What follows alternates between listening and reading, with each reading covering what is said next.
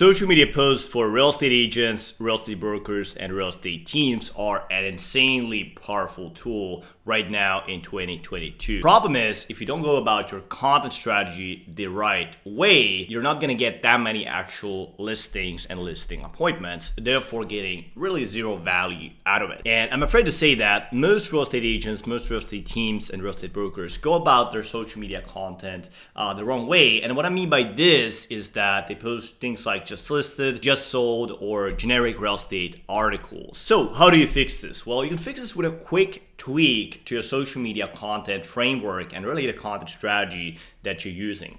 So if you want to dominate in today's hot listing market right now in 2022, listen up, because right now in today's video, I'm going to share you exactly the content framework our clients are using right now today to generate a lot of listing appointments and listings, both from organic social media and also the paid social media. If you don't know me, my name is Unfulfilled and I'm the founder of novelty.io, and we work with hundreds of real estate agents all across the United States to help them generate 5 to 20 listing appointments per month through a strategic personal branding methodology. So if you're like most real estate agents, you're already done social media marketing before. You might have done some posts on your Facebook, LinkedIn, Instagram, and so on forward. Maybe you've even run some paid advertising on these platforms as well. And I personally had the privilege to look at thousands of posts from real estate agents, personally analyzing them, dissecting them, and also getting the data from what kind of content actually works. So what kind of content people engage with, what kind of content people share, what kind of content people actually click that gets them to become a lead or actual client.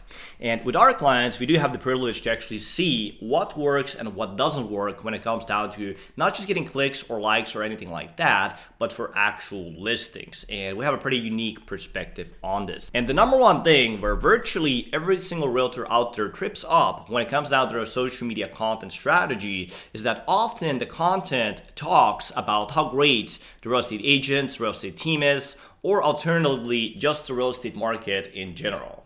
And the golden rule is, based on all the data we've seen, based on the thousands of posts we've seen, based on the results we've seen both on the organic and on the paid side, is actually the opposite of that. So the golden rule is that the social media posts that are performing the best for real estate agents are actually the ones that talk about the feelings that the local homeowners actually feel right now. So it's actually the total opposite of what most people are doing. So let's dive right into some practical examples of these feelings. So you can actually reverse engineer your social media posts right now today, take these examples and actually make some actual social media posts to see the results for yourself.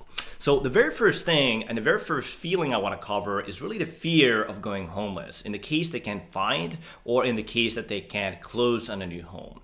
And this is very, very particular right now in today's marketplace where, as you notice, probably the market prices for houses have gone up tremendously. And also the inventory situation is very, very small. So there's very few houses in the first place, but also the fact that the prices of the houses are going up very, very quickly. I had one client whose price range was $600,000, now it's like $752,000. So it's an incredible increase. So that's one of the post types you can actually make. You can actually make a post out of this where you cover the problem, you explain to people, okay, this is the problem, right? And then you can explain to them how would you go about solving that problem. It's called a problem-solving post. We use this example in our program too. Another feeling is uncertainty of making the right choice when choosing a home. So just like we talked about previously, there's very few homes, and because of that reason, there's not as much like selection, right? So people can just go up there and look at 1,000 different homes that are available in their local market. There's probably going to be maybe a couple hundred, maybe even dozens of homes depending on the market available. Sometimes even less than that. So really, there's going to be uncertainty. Am I making the right choice or when I'm choosing that house? So again, you can make a post out of this and you can explain to them how do you handle that problem as a real estate agent when you work with them. As an example, when maybe they're downsizing or upsizing in your local market. Third feeling is the loneliness they might feel, when their families live too far away. Maybe they wish they lived closer to their family. Another example of this is, again, we can make a post out of this where you actually help the client, maybe their grandparents or their parents live in a certain area of your city, and then how you help them to move closer to that area. Number 4 is missing out on seeing their grandchildren, because they live too far away, and maybe they don't just see them that often if they're grandparents. So that would be another example of the feelings you want to address. Fifth one is, the annoying traffic, they might have to endure. I know the same applies for real estate agents. I've seen sometimes if people don't have their marketing set up in the right way, they have to drive for 30 minutes or drive for an hour to a listing appointment or to selling a house. So same applies really to homeowners. They might have to drive an hour or 30 minutes to their work. And the issue with that is, of course, again, the frustration is coming with that, the time wasted with that, and everything else. Sixth one is the boredom and lack of novelty in their life that stems from living too long in the same home. So if somebody lives for 5 years, 10 years, 20 years or 30 years, and they're just kind of a person who just kind of needs more novelty. They feel like, oh man, I've seen everything in this neighborhood already. Well, that might be actually a pain point you can get address in your social media content. Seventh one is the dissatisfaction with their current home. Again, maybe they just feel like, again, the current home is not necessarily as good as they want it to be, or as example, maybe they just need more space, right? So the 8th example is just needing more space in their home. Maybe they have a new baby, or maybe they've expanded their kind of like lifestyle. If they, for example, have a home office or they need some home working space, and the issue is just too little space. The wife and the husband both work from home. They can hear the sounds of the work and everything else. So obviously that's not ideal. So again, because that's a problem for the actual homeowner. You can make a post out of that and therefore address a very painful issue and provide value upfront with your social media content. 8th one is kind of like the feeling of, okay, this home is just too small, or they need a better home, just like we covered already, kind of like maybe in the previous example. And 9th one is the gut-wrenching feeling of just not being able to afford their current mortgage. Maybe they had a bigger house before, maybe they had a job before, had a good income before, but now for whatever reason that income has dropped, and because of that reason, it's very hard maybe to afford a mortgage, or maybe just the mortgage is very, very large, so it's a lot of money, and they can just afford to travel or do any of the things that they actually want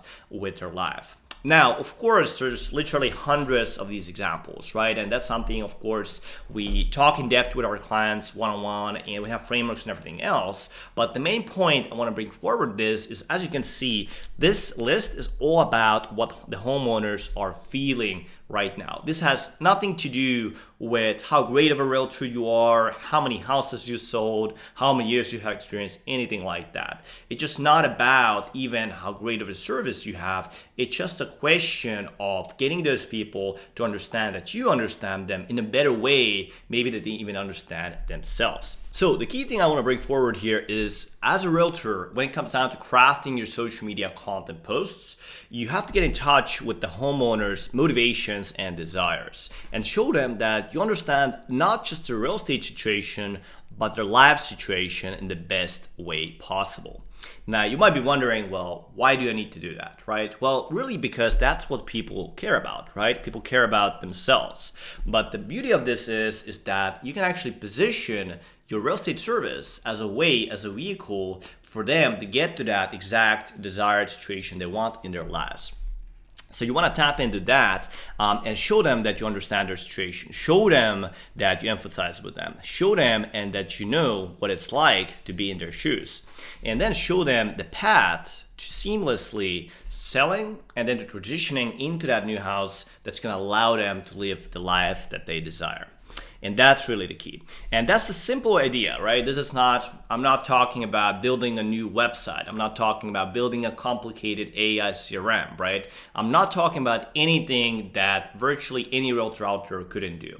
So take these ideas right now. You can actually go back to this video, go back to the previous tapes. You can rewatch those content ideas I just covered. Take one of those content ideas, test them out on your social media today. Just make a post out of it, take a picture of yourself, post it on your Facebook, post it on your Instagram, and see what kind of engagement you're getting, how many likes you're getting, how many comments you're getting, and see those results for yourself. And you'll really be truly surprised on the difference between automated content, just real estate article or something like that, and between something like this.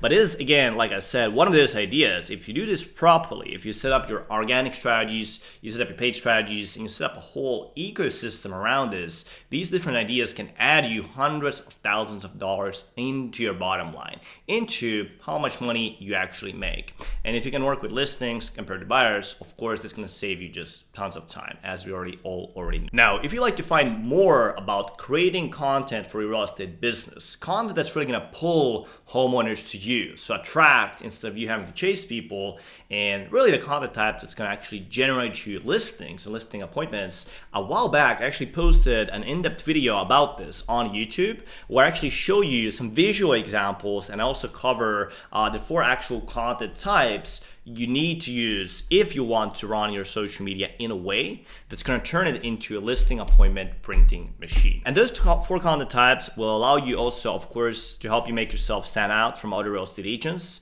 And as you know, that's extremely important in the current marketplace. I see a lot of realtors, they have to cut down their commissions, or that they just lose listings to other real estate agents. So if you want to see those content types, they can actually help you to overcome those different things. So if you'd like to watch that video, click on this video right now. I'm going to put it as an end screen right here. So click on this little thumbnail you see right here, and I'll see you in that video.